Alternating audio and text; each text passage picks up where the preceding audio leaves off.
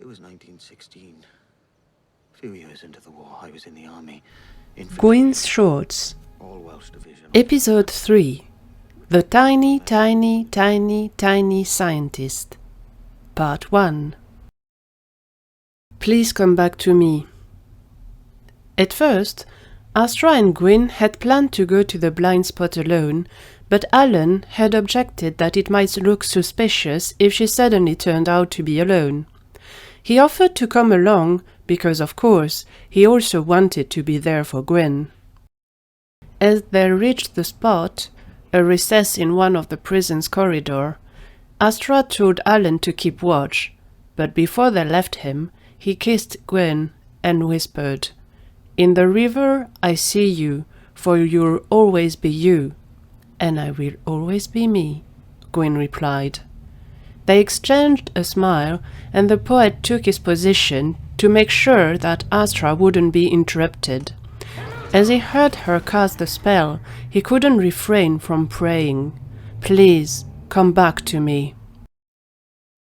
Gwyn was keeping a brave face, but as the time neared when the plan would be put in motion, he was getting nervous, and Astra noticed that he looked agitated. "If you're having second thoughts, someone else can do it." Gwyn shook his head.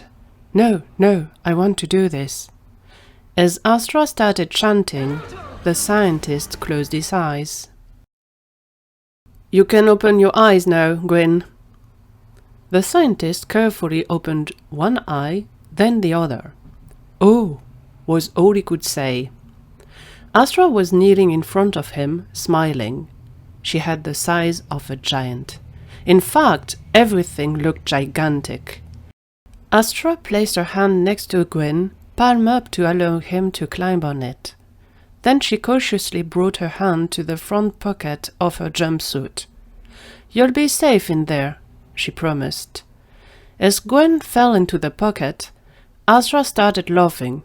"I'll grant you this. You look cute as a tiny version of yourself."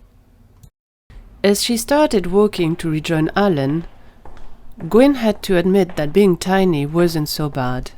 The pocket was warm and cozy, and as Astra walked, it felt as if he was gently rocked. Tiny Gwyn could have easily dozed off, but the legends were counting on him to escape the prison. "Where is he?" Alan instantly asked when Astra showed up. Tiny Gwyn's head popped out of Astra's pocket, and despite himself, Alan couldn't help but be impressed. So it is true then. Magic is real. Astra motioned him to get moving, and Tiny Gwyn hid back in the pocket. Meanwhile, the legends were scattered all around the prison by groups of 2 or 3. They thought that Gwyn's disappearance would go unnoticed if they didn't stay all together. Astra and Alan made their way to the storage area, or at least as close as they could get. But when Astra placed Tiny Gwyn on the floor, Alan flinched. "No, I can't let you do this. It's way too dangerous. You're so tiny. You will get hurt or worse. Let's find another way to break out of prison."